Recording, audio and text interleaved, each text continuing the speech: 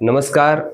आयुर्वेद के इस वीडियो में हम जानेंगे आयुर्वेद और गुरु परंपरा के बारे में।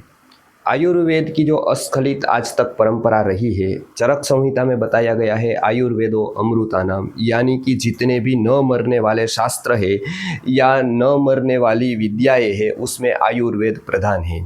तो आयुर्वेद आज उसी तरह से जो जीवंत है, उसी तरह से उसके सिद्धांत काम कर रहे हैं। तो वो आयुर्वेद का जो अनादित्व है वो किसी के कारण है, वो किसी की वजह से है। तो आयुर्वेद को एक ऐसा ही अनादि आधार मिला था, आयुर्वेद को ऐसा एक स्ट्रॉन्ग फाउंडेशन मिला जिसका नाम है गुरु परंपरा। आयुर्वेद जिसके कारण टिका वो ऐसे ही नहीं टिक गया। आयुर्वेद के ग्रंथों की इतनी रचनाएं हुई और आज तक अर्थवत वही अर्थ में टिक गया, वो ऐसे ही नहीं टिक गया। उसके जो बेज में है, उसका जो कारण है, उसका जो आश्रय है वो रही गुरु परंपरा, यानी कि गुरु शिष्य परंपरा।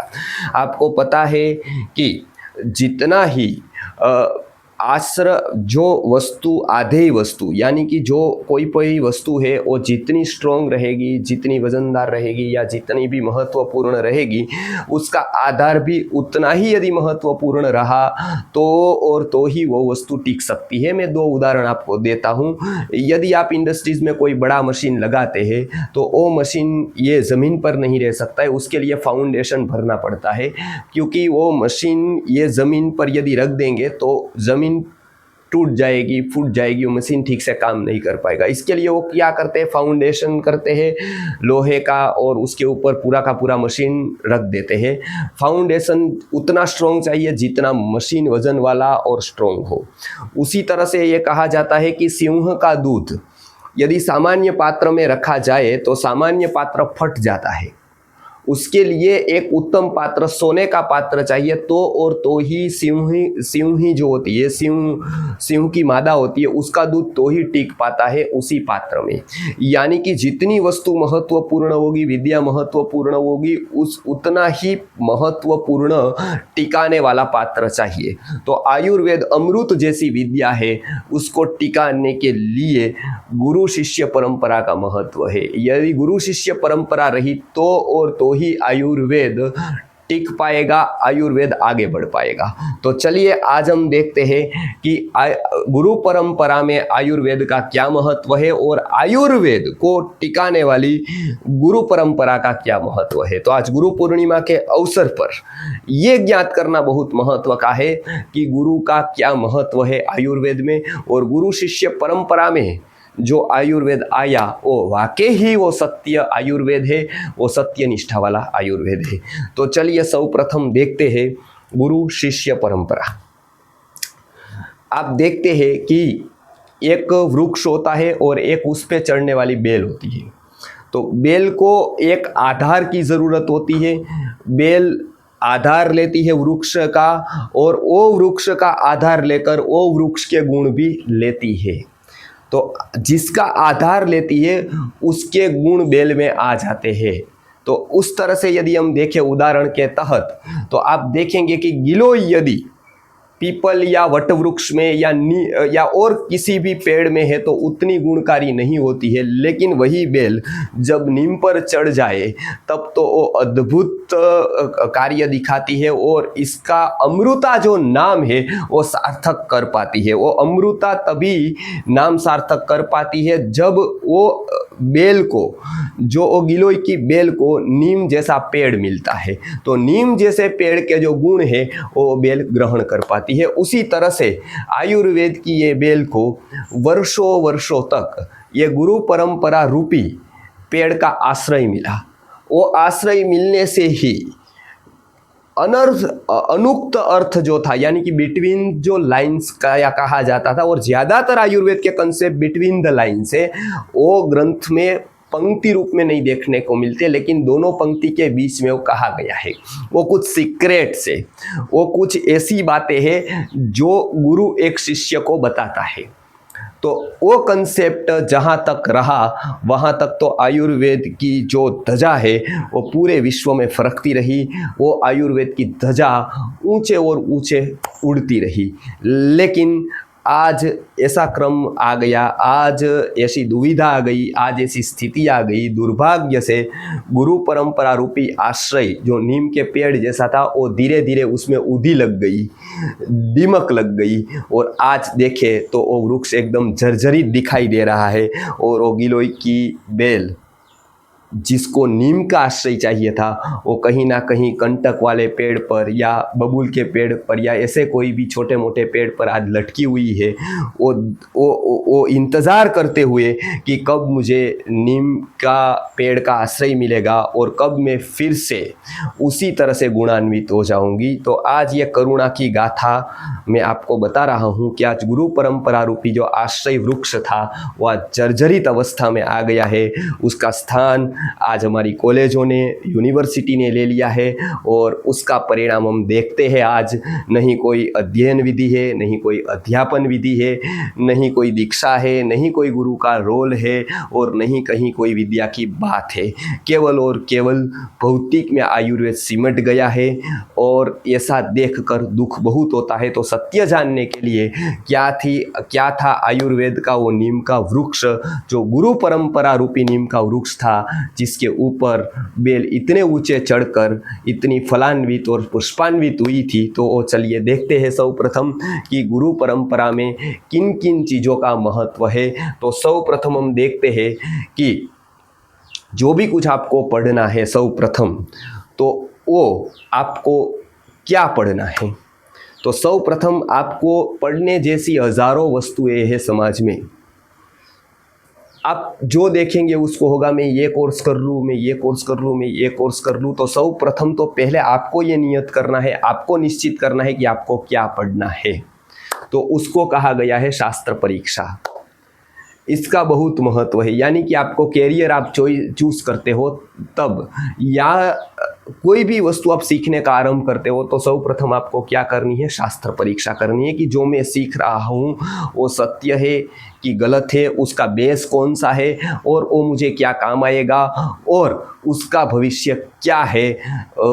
ये सभी बातों की सूक्ष्म निरीक्षण करना, इसका अर्थ है शास्त्र परीक्षा। तो चलिए हम देखते हैं, बहुत सारे लोग कुछ ना कुछ तो सीखना चाहते हैं ही, इसके लिए हमारे वीडियोस देखते हैं, यूट्यूब पर सर्च करते हैं, अलग अलग जगह पर जाते हैं, लेकिन उसको ये पता नहीं होता है कि वो कैसे देखे। तो ये आयुर्वेद में मार्गदर्शन के लिए दिया है कि आप पहले कुछ भी सीखना है तो पहले शास्त्र परीक्षा करो, बराबर है। तो क्या करो शास्त्र परीक्षा में, तो बहुत ही अच्छा बताया है कि बुद्धिमान आत्मन कार्य गुरु लाघवम कर्म फल अनुबंधम देश कालो च विदित्वा, यानी कि पहले तो अपने मैं क्या सीख सकता हूँ ये पहले देखना है, बराबर। आजकल लोग बिना कुछ भी जाने गुरु की परीक्षा करने लग जाते हैं, जबकि उसका बहुत बाद का क्रम है। पहले तो मैं ये सीख सकता हूँ कि नहीं, मेरी बुद्धि यहाँ चल सकती है कि नहीं, वो पहले देखना है।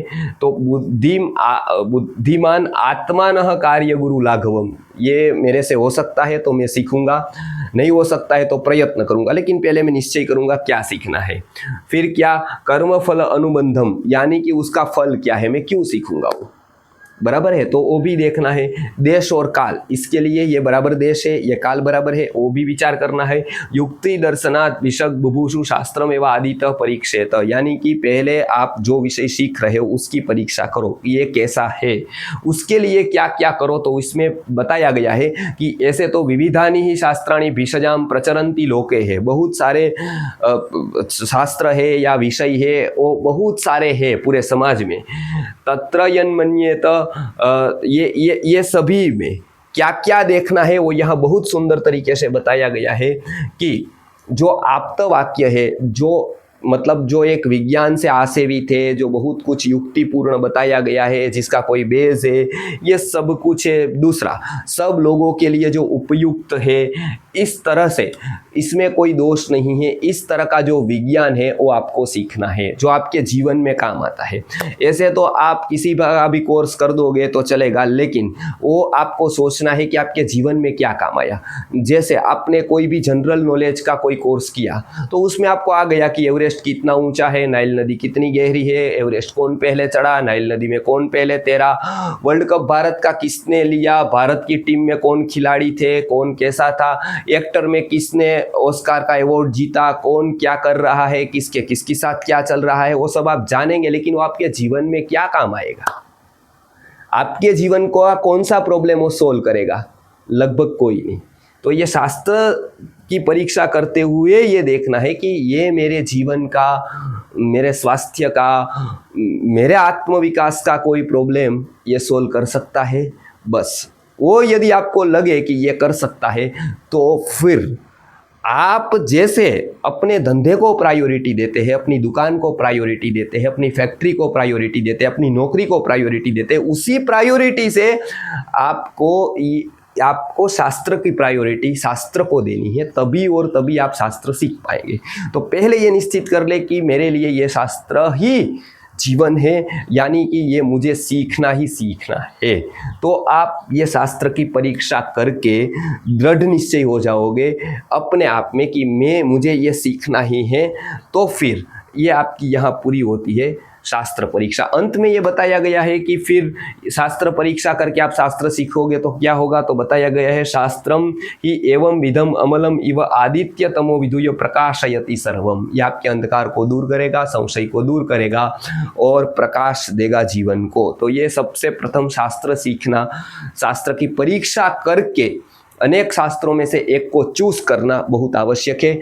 आयुर्वेद को के बारे में हम बता सकते हैं ऐसा कि आयुर्वेद जिस तरह से ये बताया गया है उसी तरह का शास्त्र है, हर एक पद पर जीवन में काम आता है। इसके लिए एक सुंदर सुभाषित है संस्कृत में, उसमें यह बताया गया है कि अन्यानि शास्त्राणि विनोद मात्रम प्राप्तेषु कालेषु नते ही किंचित। चाणक्य ने ही ये लगभग बताया है।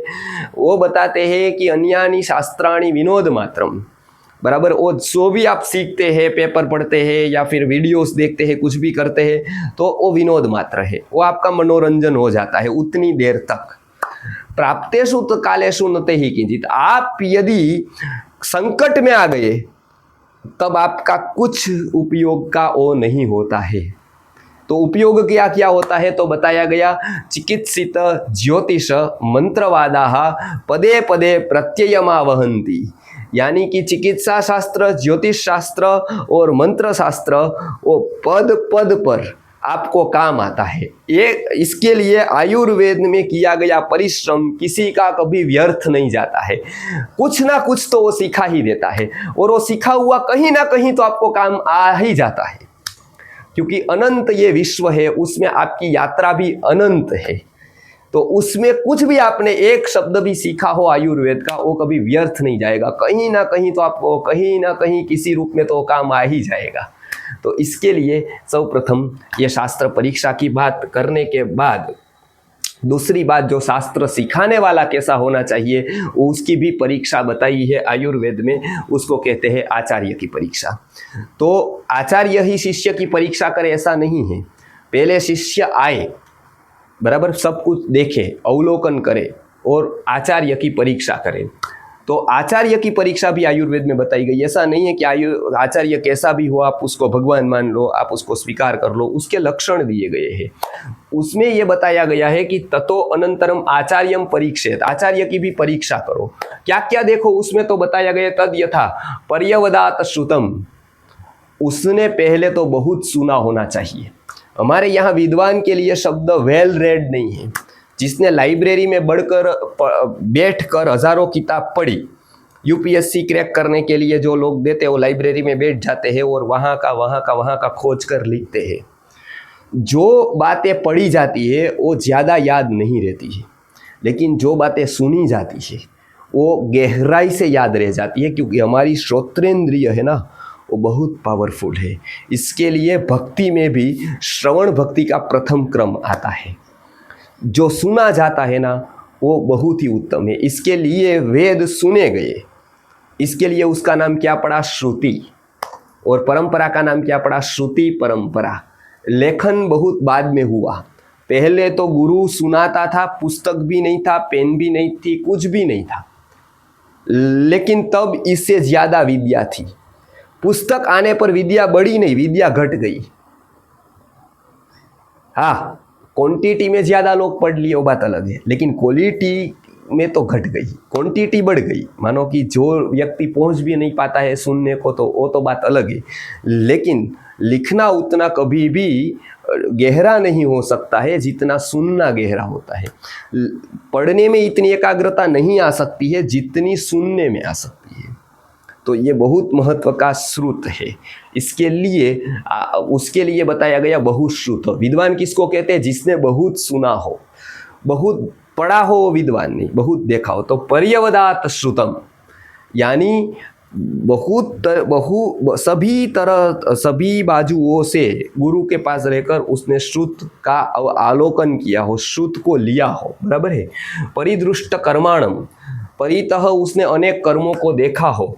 दक्षम दक्षिणम शुचिम, दक्ष हो जो साथ साथ वो शुचिता रखता हो, अर्थ से लेकर सब चीजों की। जितहस्तम उपकरणवंतम सर्वेंद्रिय उपपन्नम प्रकृतिज्ञम, यानी कि जो उपकरणवान है, जितहस्त है, यानी कि जो पंचकर्म क्रिया वगैरह में जिसके पास सिद्ध हस्तता है, और सर्वेंद्रिय उपपन्नम, ये खास करके जो आयुर्वेद का दूसरा भाग प्रायोगिक प्रैक्टिकल है उसको देखते हुए ये जितहस्तम लिखा है। फिर सर्वेंद्रिय उपपन्नम, सर्वेंद्रियों से जो उपपन्न है। प्रकृतिज्ञम, यानी जो प्रकृति को जानता है। अब ये बात देखिए, अब पढ़ाना बिल्कुल अलग है और विद्वान होना बिल्कुल अलग है। बहुत बड़ा विद्वान पढ़ा सकता है ऐसा नहीं है, क्योंकि दो बातें हैं। सर्वेंद्रिय उपपन्न इसलिए कहा क्योंकि कोई एक इंद्रिय उसकी बराबर नहीं होगी या कम होगी, तो वो तो पहले पूरे पदार्थ को समझ नहीं पाएगा, क्योंकि पूरी इंद्रियां चाहिए उसको समझने के लिए। तो खुद ही नहीं समझ पाएगा तो दूसरे को पढ़ाएगा क्या। अच्छा, मैं बता दूं, ये आयुर्वेद इतना गहरा है, इसके लिए सर्वेंद्रिय उपपन्न कहा। आज तो सर्वेंद्रिय उपपन्न सब है, लेकिन कोई पढ़ता ही नहीं, कभी कोई पढ़ा ही नहीं। तो 4 दिन का कोर्स कर लेते हैं, 8 दिन का, महीने का, 1.5 महीने का, आपको सब डिग्रियां दे देते हैं, सब कुछ हो जाता है, विद्या नहीं आती। तो वो कैसा होना चाहिए? सर्वेंद्रिय उपपन्नम। फिर प्रकृतिज्ञम। प्रकृतिज्ञम क्यों? मनोविज्ञान का उसको अभ्यास नहीं है, मानस प्रकृति का अभ्यास नहीं है, तो उसके पास कितनी ही विद्या होगी वो सामने वाले को पढ़ा नहीं सकता है। आप याद रखें, एनाटॉमी एंड फिजियोलॉजी नहीं पढ़ा हुआ डॉक्टर और मनोविज्ञान नहीं पढ़ा हुआ टीचर, शिक्षक, वो दोनों एक समान है। विश्वनाथ गुरुजी ये बार बार बताते थे कि एनाटॉमी एंड फिजियोलॉजी जो डॉक्टर नहीं पढ़ा है वो आपका स्टोन निकालेगा कि किडनी निकाल देगा? तो किडनी ही निकालेगा, ज़्यादा शक्यता है, बराबर है। स्टोन उसको पता ही नहीं होगा स्टोन कहाँ होती है, किडनी कहाँ होती है। अच्छा, मनोविज्ञान नहीं पढ़ा हुआ गुरु बड़ा दाढ़ी वाला होगा, बड़ा बाल वाला होगा, लेकिन मनोविज्ञान का म उसको नहीं आता होगा, तो बड़ी बड़ी प्रवचन करेगा, ऐसा है वैसा है, लेकिन वो कहाँ पर खड़ा है उसको पहचान नहीं पाएगा, क्योंकि खुद ही कभी किसी गुरु के पास जाकर पढ़ा ही नहीं है। खुद जो समर्पित नहीं हुआ है, खुद ने कुछ पढ़ा नहीं है, वो सामने वाले का मानस स्तर को नहीं पहचान पाएगा, और वो नहीं पहचान पाएगा तो फिर वो पढ़ाएगा क्या। आजकल की स्थिति ऐसी है, मुझे दुख है कहते हुए कि 100 प्रोफेसरों में से 95 या 99 को मनोविज्ञान का कोई ज्ञान नहीं, बराबर है, और वो पढ़ा रहे हैं। तो इसीलिए आयुर्वेद की ये स्थिति है। तो ये सार्वजनीन बात है, ये मैं कोई कल्पना नहीं कह रहा हूँ, लेकिन मनोविज्ञान प्रकृतिज्ञ होना बहुत आवश्यक है, यानी कि सामने वाले को पहचान सके कि वो कहाँ खड़ा है, वो जहाँ खड़ा है मेरी बात उसी के स्तर की होनी चाहिए। तो ये प्रकृतिज्ञ। फिर प्रतिपत्तिज्ञम, बराबर है, मतलब वो तार्किक होना चाहिए। वैद्य के लिए एक गुण बहुत ही उत्तम है, वो क्या है पता है आपको? वो तार्किक हो, प्रतिपत्तिज्ञ हो, यानी कि प्रतिपत्ति को, दोनों पक्ष को बराबर जानता हो। तर्क नहीं है ना, उसको वैद्य नहीं बनना चाहिए। एक सुंदर सुभाषित संस्कृत में बताया गया है कि विद्वान व्याकरणम बिना, बराबर है, व्याकरण बिना का विद्वान, बराबर है, लज्जा बिना की बहू, और तर्क बिना का वैद्य, वो तीनों हास्य के भाजन है। तीनों ऐसे पात्र है जिस पर हंसी आती है। तो तर्क वैद्य के पास होना चाहिए, क्योंकि पद पद पर उसको क्या जरूरी है? तर्क जरूरी है। तो प्रतिपत्तिज्ञम, उपस्कृत विद्यम, अनहंकृतम जिसके पास अहंकार न हो, अनसूयकम जो असूया न करता हो, अकोपनम, अकोपनम अर्थात क्रोधी न हो। अभी तो क्या है, डॉक्टर का पर्याय ही क्रोधी हो गया है। पेशेंट एक बार पूछता है, 2 बार, तीसरी बार पूछता है तो उसका मतलब एकदम मगज का पारा चढ़ जाता है और ऐसे आंखें फाड़ कर देखता है। और डॉक्टर का पर्याय अभी क्रोधी हो गया है कि भाई डॉक्टर हो बड़ा और क्रोधी न हो, ऐसा नहीं है। मतलब शायद ही कोई रुजू सरल मिल सकता है। क्यों? उसका कोई दोष नहीं है। मैं उसके साइकोलॉजी बताता हूँ। उसके पास जाने वाले 100 में से 90 लोग नेगेटिव होते हैं, क्योंकि जब व्यक्ति रोगी हो जाता है तो पहले तो वो नेगेटिव हो जाता है सबसे पहले। तो वो डॉक्टर के पास 3 बातें पूछनी है और 30 बातें पूछता है। वो हो जाएगा ना, सही हो जाएगा ना, वो हो जाएगा, उसके पास धैर्य नहीं है। तो अब ऐसे नेगेटिव लोग ही उसके पास आते हैं 50-50, 100-100, तो डॉक्टर मानसिक रूप से थक जाता है। बराबर। अब पहले क्या था, 5 या 10 पेशेंट तो मैक्सिमम डॉक्टर देखते थे। सुबह ही नाड़ी निदान होता था, सुबह का प्रथम प्रहर ही देखने का होता था। पूरा दिन तो संहिता का अध्ययन करना होता था, दवाई देखनी होती थी और कुछ वनस्पति देखनी होती थी, तद्वित संभाषा थी, वो सब कुछ था। तब क्या था, वैद्य और कोई आए तो उसके साथ चर्चा विचारणा करनी होती थी, वो हम आगे देखेंगे। ये उसकी दिनचर्या थी डॉक्टर की, और ये दिनचर्या में वो 100 वर्ष तक जीता था और प्रसन्नतापूर्ण आध्यात्मिक विकास करके जी पाता था। अब आज क्या है, आज 10 बजे डॉक्टर गया तो 12 बजे तक बस पेशेंट ही पेशेंट देखता है। तो पेशेंट तो ठीक हो जाते दवाई ले लेकर, लेकिन खुद वो बीमार पड़ जाता है डॉक्टर, क्योंकि वो खुद 12 बजे भोजन करता है, फिर 9 बजे उठता है, बराबर, फिर 10 बजे तैयार होकर जाता है, फिर दोपहर का 2-3 बजे भोजन करता है। तो उसकी ही दिनचर्या डिस्टर्ब होती है। क्यों? क्योंकि भारत में स्वास्थ्य का स्तर उस तरह से गिर गया है कि पूरे भारत में आज 12 लाख रजिस्टर्ड डॉक्टर है, वो पूरे भारत के स्वास्थ्य को संभालने में सक्षम नहीं है। तो एक डॉक्टर के ऊपर इतना प्रेशर है, मानसिक प्रेशर है, और उसमें भी वो जितना तज्ञ होगा, वो जितना एक्सपर्ट होगा, उसके ऊपर उतना ज्यादा प्रेशर है। तो धन्वंतरी भी अभी आए तो स्वस्थ नहीं कर सकते जब तक ये गुरु परंपरा से तैयार हम नहीं करेंगे अनेक वैद्यों को, और वही गुरु परंपरा में हम लोगों को जगाएंगे नहीं, स्वास्थ्य के ऊपर अवेयर नहीं करेंगे, तब तक हजारों डॉक्टर भी आ जाए उसी प्रेशर में होंगे, वो अकोपनम नहीं हो पाएंगे, क्योंकि उसको इतनी नेगेटिविटी उसके ऊपर इफेक्ट कर रही है। फिर क्या बताया, क्लेशक्षमम, क्लेश सहन कर सकता है। आज के काल में ये नहीं है। क्लेश सहन करने की जो आत्मा की शक्ति है ना, वो बहुत क्षीण हो गई है माता पिता की वजह से। हमारे यहाँ गुरुकुल में थोड़ी गर्मी पड़ी तो बच्चे को उठा कर ले जाते हैं, थोड़ी तकलीफ हुई, मानो बुखार ही आ गया तो बस वो हो गया, कहीं पानी गिरा, कहीं आग लग गई तो बस उसको उठा कर ले जाते हैं। क्लेश सहन करने की कोई उसके पास आत्मशक्ति बची नहीं है। वही आयुर्वेद के कॉलेज में है, 2-3 बातें विपरीत होती है, तुरंत हम अपना निर्णय बदल देते हैं पढ़ने के कि नहीं पढ़ना है बस पूरा। क्यों? आपके पास क्लेश क्षमत्व नहीं है। कितना भी क्लेश हो, नागार्जुन क्या परीक्षा लेते थे पता थे? उनको रस विद्या देनी थी। रस विद्या देनी थी ना, तो जो लोग आए उसके पास, माता पिता अपने बच्चे को लेकर आते थे कि मेरे बेटे को रस वैद्य बनाओ, नागार्जुन को ये बताते थे।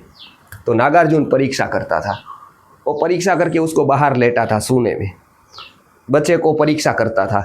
ये सभी करते हुए माता पिता को कहता था इधर रखो और आप पीछे मत मुड़ना, ऐसे ही चले जाओ, आंख में आंसू नहीं आने चाहिए और बस ऐसे ही आप चले जाओ। यदि उसने पीछे देखा इस तरह से लेकर कि मेरा बेटा क्या कर रहा होगा, तो उसके बेटे को उसके साथ ही भेज देते थे कि ऐसे पप्पू लाल को मैं रसवेद बनाने वाला नहीं हूँ। रस विद्या में उसको दूंगा जिसके पास आत्मशक्ति है। मिलिट्री में जाएंगे तो जैसे शरीर शक्ति होनी चाहिए। टीबी वालों को मिलिट्री वाले गन नहीं देते, क्योंकि टीबी वाला क्या गन चलाएगा, वो टीबी वाले को वहाँ रखते नहीं है, क्योंकि नहीं तो भारत हार जाएगा। वहाँ शरीर शक्ति वाला चाहिए। आयुर्वेद पढ़ने के लिए कैसा चाहिए, तो उसकी परीक्षा है क्लेश सक्षम चाहिए। आचार्य क्लेश सक्षम होगा तो ही विद्यार्थी को क्लेश सक्षम बना पाएगा। फिर क्या बताएगा, शिष्य वत्सलम, शिष्य के ऊपर वत्सलता चाहिए, निस्वार्थ प्रेम चाहिए। ये केवल और केवल आयुर्वेद की आइडेंटिटी है, शिष्य वत्सलता, मतलब निस्वार्थ भाव से पढ़ाना, उसको कहते हैं शिष्य वत्सलता। उसके बाद अध्यापकम ज्ञापन समर्थम चेति, ज्ञापन समर्थम अर्थात जो मेरा जो कठिन से कठिन पाठ है वो समझाने का उसके पास सामर्थ्य है। उसके पास इतने ढेर सारे उदाहरण है कि कितना भी कठिन विषय हो वो उदाहरण के दृष्टांत के माध्यम से उसको सिखा सकता है, ऐसा गुरु चाहिए।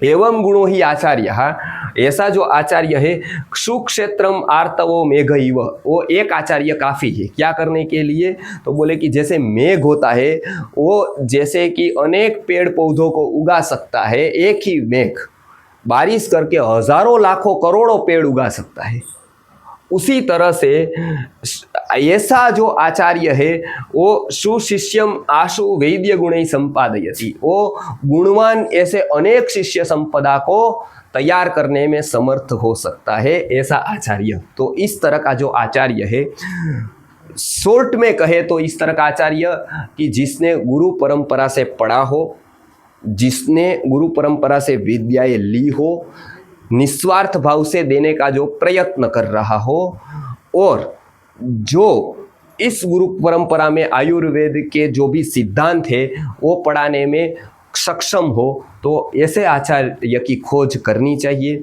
ऐसे आचार्य को ही ढूंढना चाहिए कि जो इस प्रकार का आचार्य है, तो उसके पास से विद्या ग्रहण करने को जाना चाहिए।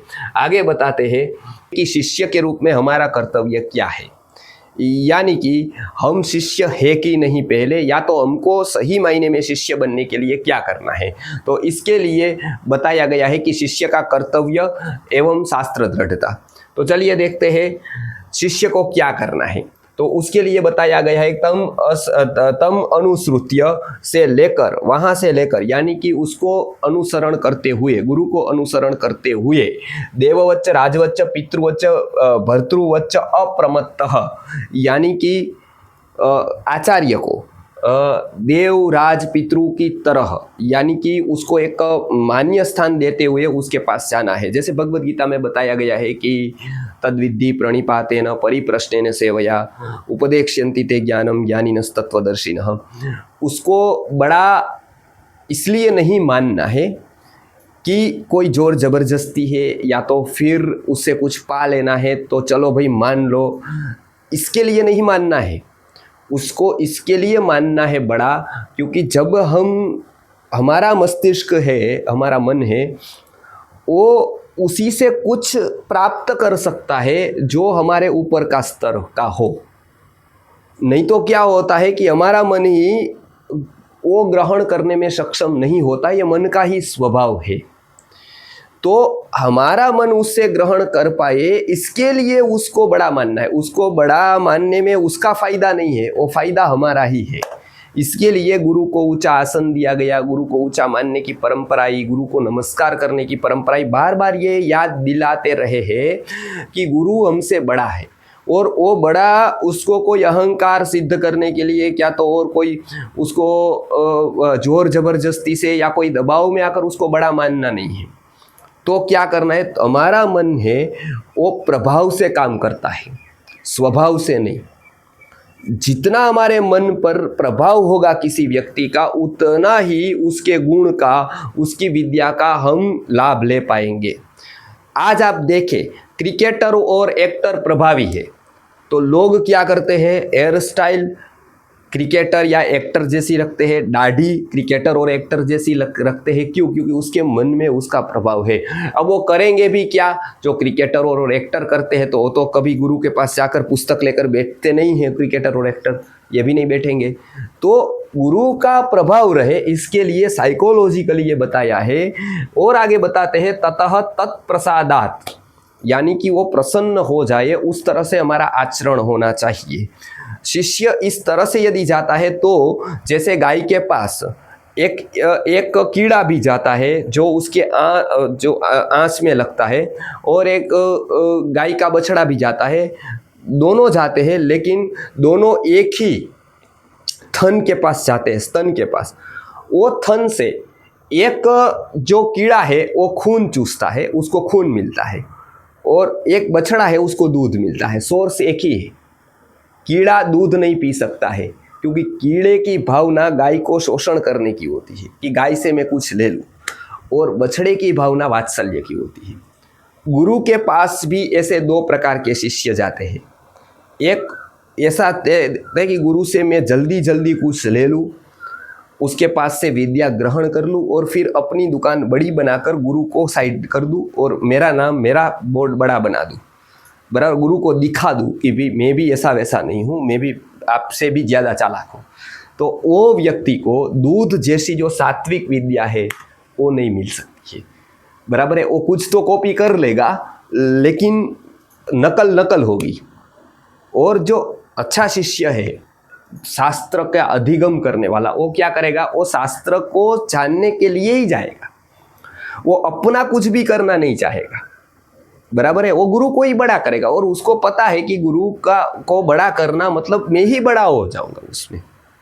तो इसके लिए तत्प्रसादात, उसको प्रसन्नता हो ऐसा वर्तन करके, ऐसा आचरण करके, कृष्णम शास्त्रम अधिगम्य, पूरे शास्त्र का अध्ययन करके, शास्त्रस्य दृढ़तायाम, फिर शास्त्र की दृढ़ता करने के लिए, यानी कि एक बार पढ़ लिया, एमए हो गए, बीएमएस हो गए, एमडी हो गए तो पूरा नहीं होगा, दृढ़ करना जरूरी होता है। इसके लिए तुलसीदास जी ने भी बताया है रामचरितमानस में, शास्त्र सुचिंतन पुनि पुनि देखी, यानी कि शास्त्र सुचिंतन पुनि पुनि देखी, यानी कि बार बार देखो। नहीं तो क्या होता है, वो किसी का मतलब पालतू पोपट नहीं है, वो कोई ये नहीं है कि इसको पिंजरे में बंद कर दिया चलो अब वो जिंदगी भर रहेगा वहाँ पर, ऐसा नहीं है। वो तो आप याद नहीं करोगे तो कितना भी अच्छा शास्त्र आपने सीखा हो भूल जाओगे। तो इसके लिए वो दृढ़ करने के लिए क्या करो, 3 वस्तुएं करो। दृढ़तायाम सौष्ठवे अर्थस्य विज्ञान, यानी कि अच्छी तरह से वो सूक्ष्मता से वो याद आ जाए, सूक्ष्मता से हम उसका ग्रहण कर पाए। इसके लिए वचन शक्ति, यानी कि व्याख्यान कुशलता हमारे में आए। इसके लिए क्या करो, भूयो भूयो प्रयतेत सम्यक, बार बार प्रयत्न करो। तो भाई किस तरह से प्रयत्न करना है, तो इसके 3 उपाय चरक संहिता के विमान स्थान में बताए गए हैं। क्या क्या उपाय है, चलिए देखते हैं। तत्र उपायम अनुव्याख्यास्यामः, उपाय का अनुव्याख्यान कर रहे हैं। क्या क्या है, अध्ययनम, अध्यापनम, तद्वित संभाषा, चेति उपाय। 3 उपाय है उसके। एक तो अध्ययन करो, यानी कि प्रतिदिन आप पुस्तक पढ़ो, कुछ ना कुछ तो आपके पास पुस्तक होना ही चाहिए। आपके नियम होना चाहिए कि मैं इतने घंटे रोज पढ़ूंगा और इतने घंटे में यदि नहीं पढ़ पाया तो मैं भोजन नहीं करूंगा। इस तरह का कोई एक व्रत लो। फिर जो पढ़ा है उसको पढ़ाने का प्रयत्न करो, उससे आपकी वचन शक्ति ज़्यादा खिलेगी। पढ़ाना भी एक प्रकार से वो क्या है, जैसे पढ़ाना मतलब देना नहीं है, पढ़ाना भी अपने आप को मजबूत करना है, पढ़ाना भी वो शास्त्र के अर्थ को दृढ़ करना है। तो किसी को भी पढ़ाना शुरू करो, बराबर है, बताना शुरू करो, बराबर है। तो एक तो अध्ययन हो गया, एक अध्यापन हो गया, यानी कि पढ़ाना हो गया। तीसरा तद्वित संभाषा चेति उपाय, बार बार शिविर और सेमिनार में जाओ। उसको उस जमाने में क्या कहते थे, तद्वित संभाषा। जहाँ शिविर, सेमिनार्स, इस तरह के सम्मेलन होते हो वहाँ पर जाओ। वहाँ से क्या होगा, वातावरण बनेगा। तो हमारे मन में एक ही पदार्थ जो दृढ़ हो गया है। लोग बार बार पूछते शिविर में क्या आने का, क्यों आने का। शिविर में बार बार आने का मतलब ये है कि आपके मन में जो भी है, जो है वो उसको प्यूरिफाई करते जाओ और दृढ़ करते जाओ और क्लियर करते जाओ। इसके लिए तद्वित संभाषा का अर्थ है, तद्वित संभाषा कोई रामधुन का कीर्तन नहीं है कि चलो भाई रामधुन बिठा दी और सब एक ही तरह का बोलने लगो, ऐसा नहीं है। बार बार नए नए पदार्थ वहाँ पर आते हैं, नया जानने को मिलता है, नए पदार्थ क्लियर होते हैं। पहले के जो प्रश्न रह गए हैं वो प्रश्न को हम पूछ सकते हैं, उसका उत्तर आचार्य दे सकता है। नहीं आया तो स्वीकार कर सकता है कि भाई ये मुझे पता नहीं है, मैं जानकर बताऊंगा। तो ये तद्वित संभाषा का महत्व है। इसके लिए संस्कृति आर्य गुरुकुलम एक ऐसी संस्था है, वर्षों से ऐसी तद्वित संभाषा का आयोजन करती है। अनेक प्रकार की शिविरें 3 दिन, 5 दिन, 7 दिन की आयोजन करके अनेक लोग सम्मिलित होते हैं इस तद्वित संभाषा में। तो क्या होता है, अनेक विषय उसको क्लियर होते हैं। गुरु परंपरा जो वर्षों से आती है उसका संरक्षण होता है। बाकी आज की शिविरें तो ध्यान लगाने वाली सारी शिविरें होती है, बराबर है। उसमें नहीं तो कोई चर्चा विचारणा होती है, नहीं तो कहीं तर्क होता है, बस एकमात्र व्यक्ति पूजा, और उसमें केवल और केवल आकाशी बातें। लेकिन ये इस तरह का नहीं है, ये प्रत्यक्ष विद्या सीखने का एक आयाम है। तो ये 3 उपाय बताए गए हैं चरक संहिता में। अब आगे देखते हैं अध्यापन किस तरह से कराएगा। आयुर्वेद की ये एक विशिष्ट पद्धति है अध्ययन पद्धति, मतलब किस तरह से अध्ययन कराना है, अध्ययन करना है। तो उसमें हम देखते हैं अध्ययन। तो शिष्य को वो चला गया, बराबर है, वो अब पढ़े कैसे, तो मतलब आप कहीं पर भी जाओगे और कहोगे कैसे पढ़े, तो क्लासेस वाला हंसेगा और बताएगा यूपीएससी या फिर कोई और परीक्षा दे रहे हो तो कि भाई उसमें पूछना क्या है, पुस्तक लो और पढ़ो। लेकिन आयुर्वेद जानता है कि इस तरह से नहीं पढ़ाया जाता है, इसकी एक विधि, अध्ययन की एक विधि है। क्या विधि है, तो आप उसको अच्छी तरह से, जैसे ड्राइविंग की एक सिस्टम है, आप किसी भी तरह से गाड़ी हलाओगे तो ड्राइविंग नहीं हो गया, उसको सीट बेल्ट बांधना, कब राइट लेना कब लेफ्ट लेना, किस ओर चलना, इंडिकेटर करना, वो सब एक विधि है। उस तरह से भी ये एक अध्ययन की विधि है। केवल पुस्तक खोल दिया और पढ़ने लगे ऐसा नहीं है। तो अध्ययन की विधि क्या है, वो चरक संहिता के विमान स्थान में बताया गया है कि आपको इस तरह से पढ़ना है। किस तरह से बताया है, तत्र अयम अध्ययन विधि है। कल्य कृतक्षण प्रातरुत्थाय उपयुव्यूषं वा कृत्वा आवश्यकम उपस्पृश्य उदकम देवर्षि गो ब्राह्मण गुरु वृद्ध सिद्धाचार्येभ्यो नमस्कृत्य समय शुचौ देशे सुखोपविष्टो मनः पुरस्सराभिवर्वाग्भि सूत्रमनुक्रामन् पुनर्पुनर आवर्तयेत। बराबर है, ये पूरा संस्कृत में लिखा है। उसमें क्या बताया गया है कि पहले तो सुबह जल्दी उठने का अभ्यास करना है, जिसको भी अध्ययन करना है उसको, क्योंकि सबसे स्मृति शक्ति, उत्साह, चैतन्य वो सुबह जल्दी होता है। इसके लिए अध्ययन विधि की सुबह शुरुआत होती है यहाँ पर। उसमें भी क्या करना है, स्नान वगैरह करके पवित्र होकर, मतलब जो आचमन करके, हमारे जो देव है या तो गुरु है उसको प्रणाम करके, सिद्धाचार्य को याद करके, बराबर है, शुचि देश में, अच्छी तरह से देश में बैठकर, उसके बाद आपको क्या करना है, अध्ययन की शुरुआत करनी है।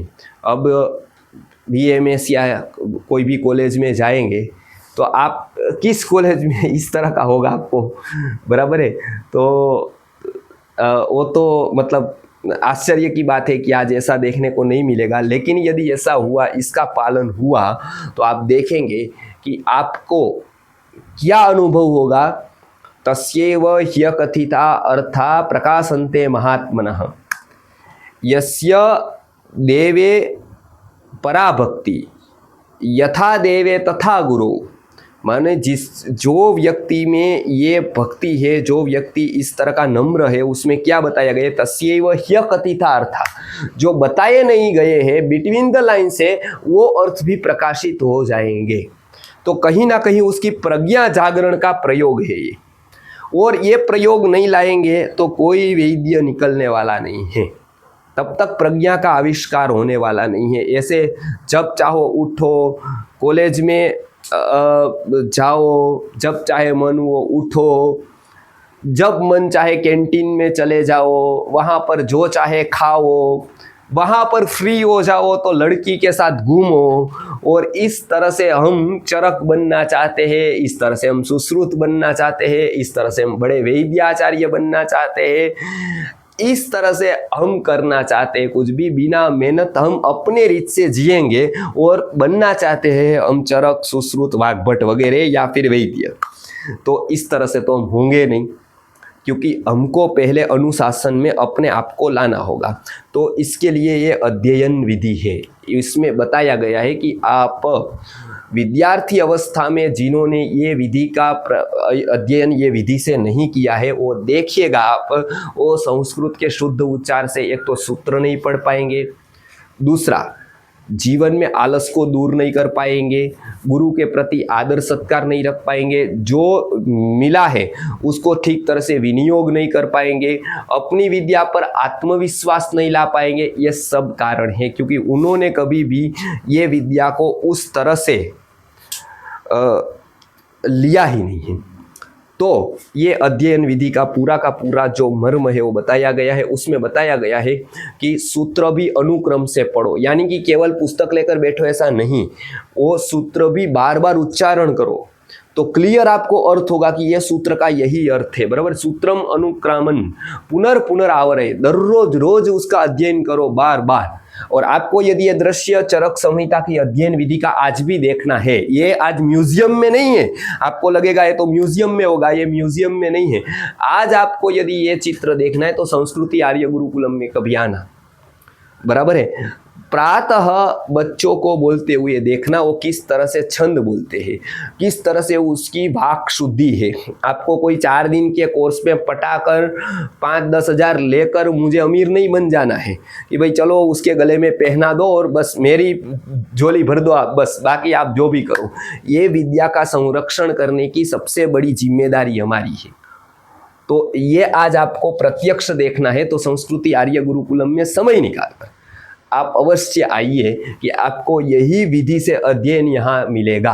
और जो इस विधि से यहाँ अध्ययन नहीं करता है उसी का आगे का अनुसरण करके, चरक संहिता का अनुसरण करके हम उसको यहाँ से विदा दे देते हैं। वो चाहे करोड़ोंपति का बच्चा क्यों न हो, ये अनुपालन नहीं करेगा तो वो रहने का अधिकार मुझे भी यहाँ नहीं है।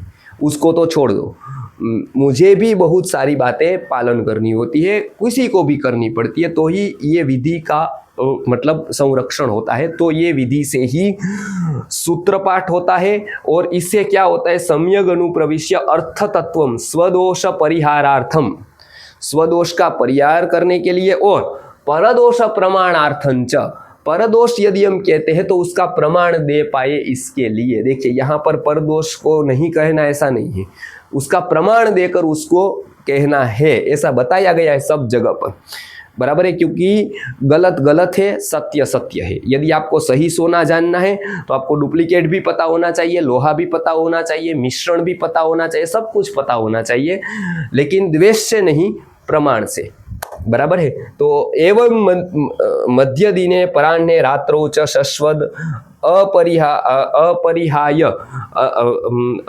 अपरिह आयन अध्ययनम अभ्यस्येत, यानी कि इति अध्ययन विधि। इसमें क्या बताया गया है कि इस तरह से सुबह, दोपहर, शाम, रात सभी अध्ययन विधि का अनुसरण करना चाहिए, लेकिन सुबह खास करके बताया गया है, बराबर है। तो ये अध्ययन विधि पूरी की पूरी बताई है। उसमें एक ही बात बताई गई है कि जो भी अध्ययन करना है उसके ऊपर आपका फोकस होना चाहिए, वो अर्थ के ऊपर आपका फोकस होना चाहिए, और वही जीवन का केंद्र बिंदु, मध्य बिंदु हो जाना चाहिए। वो एक ऑप्शनल सब्जेक्ट नहीं होना चाहिए। तो ये अध्ययन विधि बताई गई है। अब खास करके जो उपदेश है आचार्य का, तो वो उपदेश अंत में देते हैं कि भाई ये पढ़ने के बाद आप क्या करोगे, मतलब ये पढ़ लिया, मेरा काम पूरा, अब जो चाहे वो करो, लोगों को लूटो, मारो, आप अपना समझो, ऐसा नहीं कहते हैं। आचार्य का उपदेश है वो आपको एक बार अवश्य पढ़ लेना चाहिए कि आचार्य अंतिम में वो देते हैं तो साथ में बांधते भी हैं कि भाई तूने यहाँ से लिया है तो तू एक रीत से तो बंध गया है मेरे से, बराबर है। तो बैंक से हम लोन लेते हैं तो बैंक के नियम हमको पालन करने होते हैं। भाई इस समय इंस्टॉलमेंट देना है, इस समय ये करना है, उस समय ये करना है, ये पैसे आपको धंधे में ही लगाने हैं, दूसरी जगह नहीं ले, बड़ा एक फॉर्म भरना होता है, बैंक में लोन लाने जाए तब बैंक लोन देती है। फिर आप ये नहीं बता सकते हो कि भाई आपने एक बार दे दिया तो पूछने का अधिकार क्या है, नहीं, आप उससे बंध गए लेकर।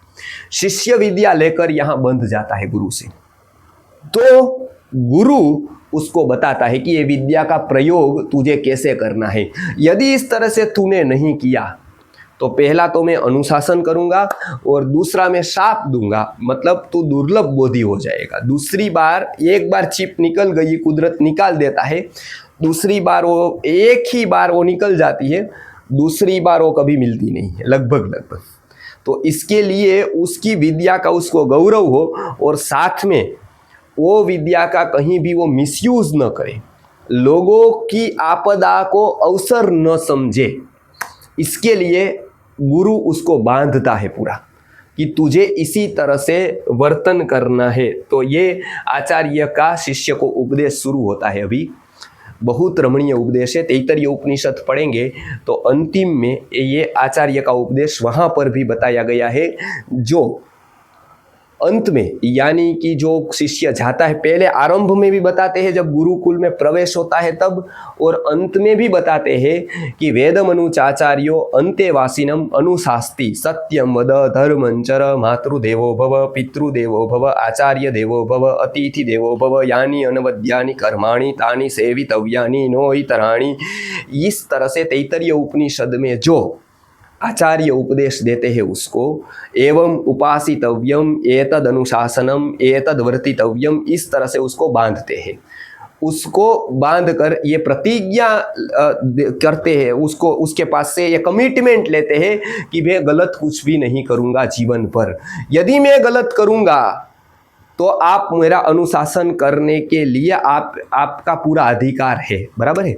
तो उसी तरह से इसी का एक रूप प्रारूप चरक संहिता में बताया गया है विमान स्थान में, बराबर है। उसको हम चरक संहिता की शपथ या प्रतिज्ञा भी कहते हैं। बहुत बड़ी प्रतिज्ञा है उसमें, वो खास करके मैं पूरा तो नहीं बता पाऊंगा क्योंकि बहुत बड़ा है ये, लेकिन उसका सार भाग बताकर हम पूर्णता करते हैं ये आचार्य का उपदेश के बारे में।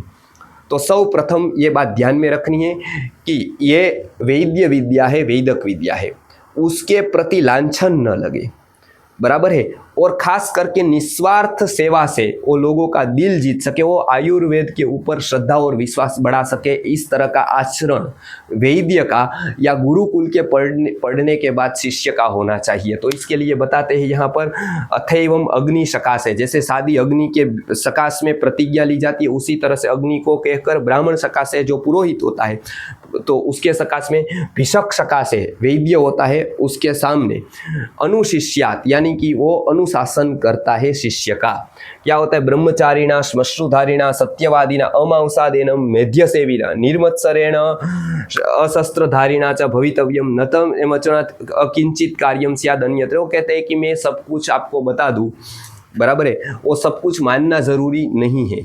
मैं भी यदि इस तरह की बात करूं तो तुझे नहीं माननी है, ये भी यहाँ पर बताया गया है। मतलब गुरु जो भी कुछ कह दे वो मान लेना, ऐसा नहीं बताया गया है। शास्त्र वेद अनुसार जो बताए वो मानना है, ऐसा यहाँ पर भी बताया गया है, तैत्तरीय उपनिषद में भी बताया गया है। ये एक देखिए, ये आचार्य परंपरा है। उसके बाद गद्दी वाली गुरु परंपरा आई।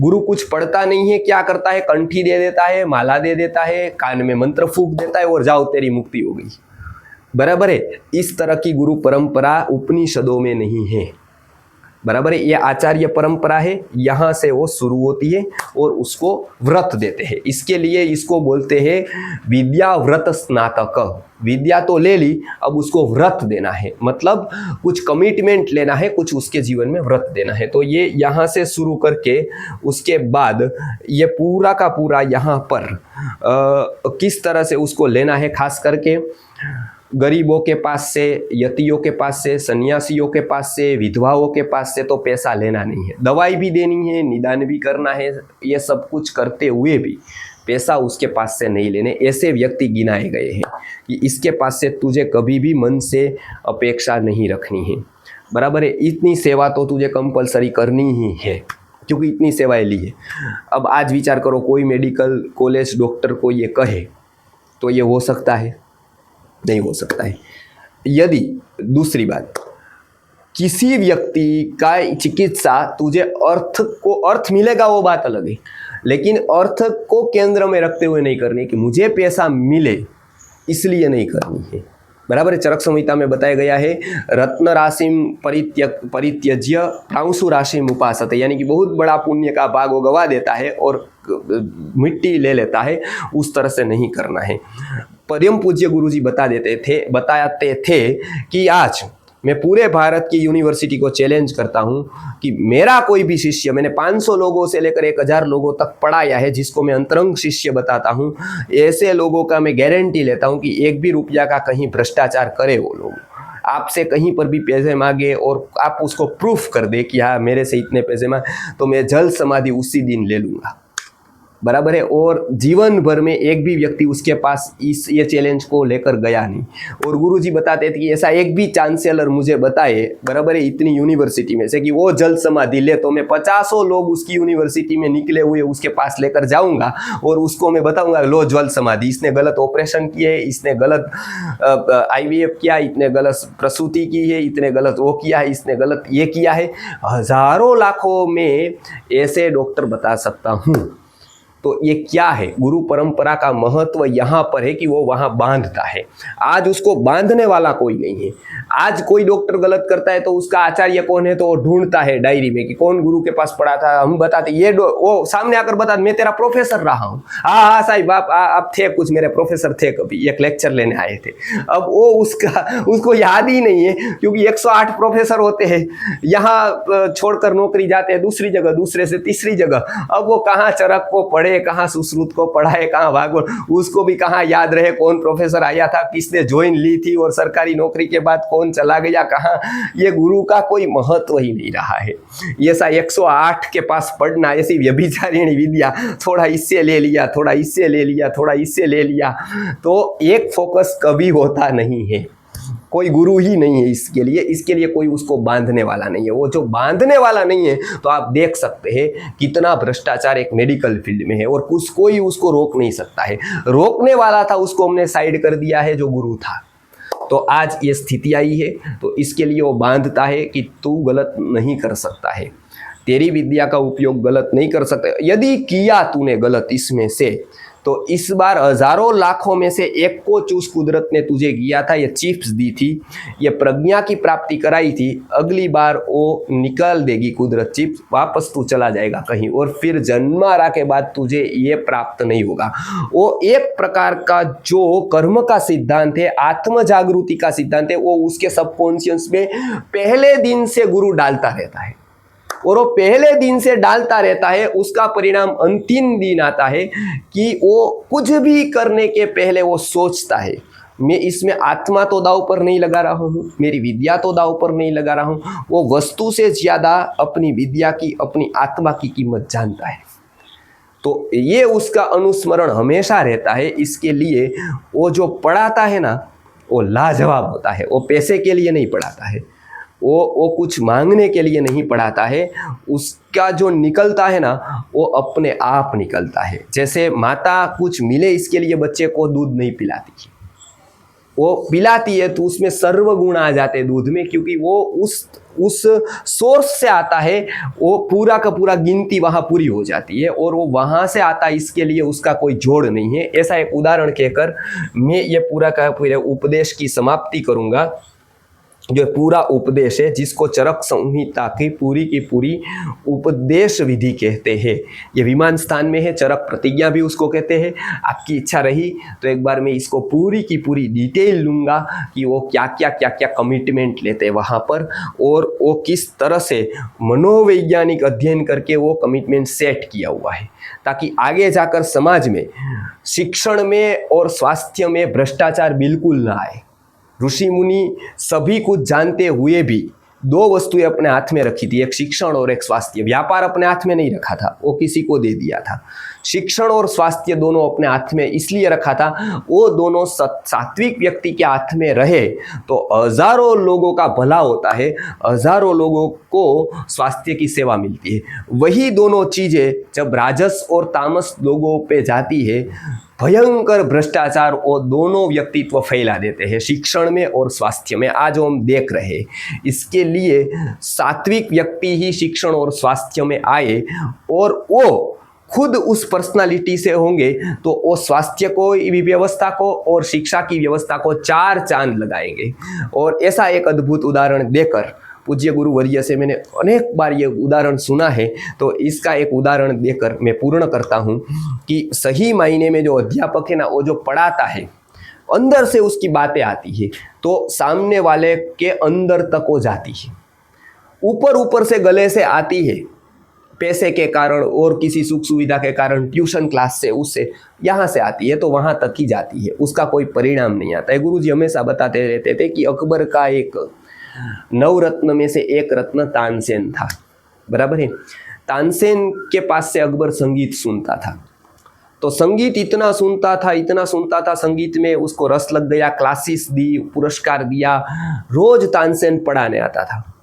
एक दिन अचानक उसके मन में आया कि जो मैथ्स का टीचर है, तर्क का है, वो गुरु से पढ़ा है। तो तानसेन को पूछा कि जैसे ये गणित वाले ने विद्या अपने गुरु से ली है, तर्क वाले ने अपने गुरु से, संस्कृत वाले ने अपने, तेरा गुरु कौन है संगीत में? मुझे तो लगता है कि तेरे संगीत की तो कोई जोड़ नहीं है, तो भी मैं पूछता हूँ कि तेरा गुरु कौन है? तो तानसेन ने बताया कि मेरे गुरु हरिदास है। बराबर है। ये अच्छा हुआ कि तानसेन ने बताया, आजकल लोग बताते नहीं हैं, क्योंकि गुरु को खुद पढ़ते हैं तो गुरु को कब्र में डालकर ही आते हैं, कॉपी पेस्ट करके अपना नाम लगा देते हैं। एक सामान्य प्रयोग बारिश का अर्द्र नक्षत्र का बताते हैं, वो भी लोग परम पूज्य विश्वनाथ गुरु जी से मिला है प्रयोग, ये लिख नहीं सकते हैं। उतना व्यक्ति यूट्यूबर है, प्रवचन करता है, उतना बेईमान हो गया है कि किससे मिला वो लिखना नहीं चाहता है, हरडीकर दादा का नाम नहीं लिखना चाहता है। और यहाँ का वैद्य, बड़ा वैद्य जिसको आप पावरफुल मानते हो, मेरे हिसाब से तो पावर डल है, जिसको आप पावरफुल मानते हो, जो अपने गुरु का कहीं नाम नहीं लेता है। बराबर है। गुरु को कबर करके ही वो खड़ा हुआ है, जैसे मुस्लिम लोग करते हैं ना, गुरु को वो कबर बनाते हैं, उसके ऊपर एक मजार बनाते हैं, उस तरह से वो गुरु की कबर के ऊपर उसकी कारकिर्दी होती है। मैं किसी से पढ़ा नहीं, मुझे आत्मज्ञान हो गया है, मुझे अपने आप ज्ञान हो गया, ऐसा वो दावा करते हैं। तो तानसेन ने बताया मैं गुरु से पढ़ा हूँ, हरिदास मेरे गुरु हैं। तो बोले कि उसको बुलाओ एक बार, उसका कार्यक्रम करवाएंगे, जैसे आपका हम रखते हैं मुशायरा, इस तरह से उसका कार्यक्रम रखेंगे संगीत का। तो बोले कि वो नहीं आते कार्यक्रम में। अकबर ने पहली बार सुना कि कोई कार्यक्रम में नहीं आता है। तो बोले कि उसको आने जाने का किराया, भाड़ा, सब कुछ मैं दूंगा, आप बस एक बार उसको लाओ। वो बोले कि इस तरह से नहीं आएंगे वो। तो बोले कि अकबर जैसा व्यक्ति उसको ला नहीं सकता है, जो सब कुछ ला सकता है दुनिया में। वो बोले लेकिन हाँ, आप हरिदास को नहीं ला सकते हो, आप सब कुछ ला सकते हो, यहाँ पर हरिदास को नहीं ला सकते हो। तो फिर उसका संगीत मुझे सुनना है तो क्या करो? तो बोले कि एक रास्ता है, पूर्णिमा के दिन वो गाते हैं, वो आपको मजा आए तब वो नहीं गाते हैं, वो उसको मजा आए तब वो गाते हैं। बराबर है। तो फिर तो बोले आपको पूर्णिमा के दिन यदि सुनना है तो आपको वहां जाना होगा, वो यहाँ नहीं आएंगे, वो आपके टाइम पर नहीं गाएंगे। आपको मजा आ जाए और आप बोले चलो एक गीत लगाओ तो वो लगा दे, वो आपकी फरमाइशें पूरी करने के लिए नहीं है। तो अकबर तानसेन के साथ पूर्णिमा के दिन रात को गया और तानसेन ने कहा कि इसमें भी सावधानी रखनी है। आवाज़ आई और उसको पता चल गया कि हम लोग उसका सुनते हैं तो वो गाना बंद कर देंगे, उसका परमात्मा के जो सात तार का अनुसंधान होता है वो डिस्टर्ब हो जाएगा, वो मौन हो जाएंगे। कोई भी व्यक्ति, पशु के अलावा, पक्षी के अलावा कोई मनुष्य, क्योंकि सारी समस्या की जड़ मनुष्य ही है। बराबर। सारे अवतार आए हिंदू के, वैदिक में जो अवतार मानते हैं उसकी बात कर रहा हूँ। तो उसने चींटी को भी मारा नहीं, मकड़ को मारा नहीं, कुत्ते को मारा नहीं, सिंह को भी नहीं मारा, मारा मनुष्य को ही है। सभी अवतार ने एक ही काम किया, मनुष्य को मारने का, बाकी चींटी को भी नहीं मारा, क्योंकि चींटी से लेकर कुत्ता डिस्टर्ब नहीं करता है कुदरत को, नेचर को, करता है मनुष्य डिस्टर्ब। तो हरिदास थे, वो कोई मनुष्य को देख जाते थे तो संगीत बंद कर देते थे, तो उसका अनुसंधान नहीं हो पाता था बाद में। तो अकबर ने और तानसेन ने पूरा संगीत सुना उनका पूर्णिमा के दिन, और 2 घंटे का टाइम लेकर गए थे, राजा थे तो टाइम 2 घंटे का लेकर गए थे। सुबह सुबह 4 साढ़े 4 बजे तक, जब तक संगीत चला तब तक वो सुनते रहे। संगीत पूरा होते ही अकबर इतना अभिभूत हुआ, उसने तानसेन को बताया कि मैं, तेरा संगीत है, आज तक मुझे ऐसा था कि तेरा संगीत आकाश को छू गया है, लेकिन आज मुझे ऐसी अनुभूति हुई कि तेरा संगीत तो जमीनी स्तर का है।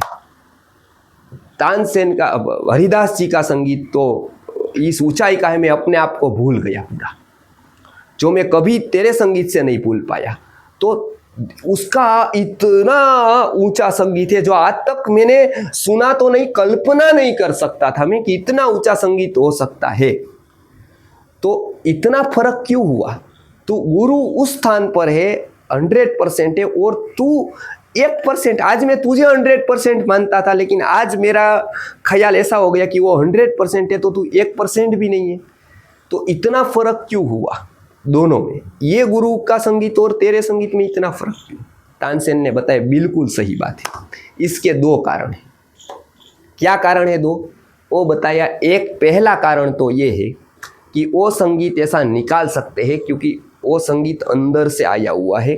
पहला क्यों आया हुआ है उसके दो कारण मैं बताता हूँ। पहला कारण तो ये है कि मैं दिल्ली के राजा को खुश करने के लिए गाता हूँ। मतलब दिलीश्वर फरमाइश करेगा कि ये गाओ वो गाओ वो गाओ, तो मैं गाते रहता हूँ। दिल्ली के राजा को खुश करने के लिए गाता हूँ। गाने के वक्त मेरे ध्यान में दिल्ली का राजा होता है। हरिदास जी के ध्यान में जगत का राजा होता है भगवान। वो दिल्ली के राजा को खुश करने के लिए नहीं गाते हैं, वो ये जगत के राजा को खुश करने के लिए गाते हैं। और उसके ध्यान में वो जगत का राजा ही सामने होता है, इसके लिए उसका संगीत का को जोड़ यहाँ तो नहीं, पूरे ब्रह्मांड में नहीं, इसके लिए वो ऐसा संगीत गा सकते हैं। दूसरी बात उन्होंने ये बताई कि मुझे कुछ मिलेगा, यही मेरी मनीषा होती है कि दिल्ली का राजा खुश हो जाएगा ये गीत सुनकर, तो मुझे पुरस्कार दे देगा, मुझे वो दे देगा। आज खुश हो जाएगा तो मुझे ये दे देगा, पहली तारीख आ जाएगी मुझे ये मिलेगा, इस बार मुझे ये पुरस्कार मिलेगा, मुझे कुछ मिलेगा, ये ध्यान में रखते हुए ही मैं संगीत का प्रोग्राम करता हूँ। मानी मुझे कुछ मिलेगा, ये मनीषा मेरी होती है। मुझे कुछ मिलेगा इसलिए मैं गाता हूँ, और उसको कुछ मिल गया है, उसने कुछ, मैं कुछ पाने के लिए गाता हूँ और उसने कुछ पा लिया है। वो पा लिया है, उसका जो आनंद है वो आनंद की उर्मियों से वो गाते हैं, उसको आगे कुछ नहीं चाहिए, वो अपने आप में पूर्ण हो गए हैं। इसके लिए तो ये दो कारण है। और जितना दिल्ली के राजा में और जगत के राजा में फर्क रहेगा, कितना रहेगा? हजारों गुना, उतना हम दोनों के संगीत में रहेगा। ये संगीत की अंदरूनी बात विद्या को भी लागू होती है। आयुर्वेद की विद्या के आचार्य भी इस तरह के ही थे। वो किसी को खुश करने के लिए नहीं पढ़ाते थे, वो किसी के बंधन में नहीं पढ़ाते थे, वो पढ़ाते थे अपनी ड्यूटी, अपना कर्तव्य समझकर। वो पढ़ाते थे शास्त्र का संरक्षण करने के लिए। इसके लिए कोई भी जगत का राजा अपने बेटे को वहाँ डालकर उसको दबा नहीं सकता था। जगत का सम्राट उसको दबाने में असमर्थ था, क्योंकि उसको कोई भौतिक लालसा थी ही नहीं। इसके लिए ही वो कड़ा अनुशासन कर पाते थे, वो सजा देने से, सत्य कहने से अड़िग रह पाते थे, वो कहीं पर भी झुकते नहीं थे। वो गरीब अवश्य थे, लाचार नहीं थे। वो दरिद्रता आई हुई नहीं थी, लाई हुई थी। वो स्वयं अपने आप को जानते थे और विद्या का कहाँ उपयोग करना है वो भी जानते थे और कहाँ नहीं करना है वो भी जानते। ऐसे समर्थ आचार्यों में अंतिम विश्वनाथ दातार गुरु जी जैसे आचार्य जी हमको प्राप्त हुए, जिससे आयुर्वेद का इतना प्रसार हुआ।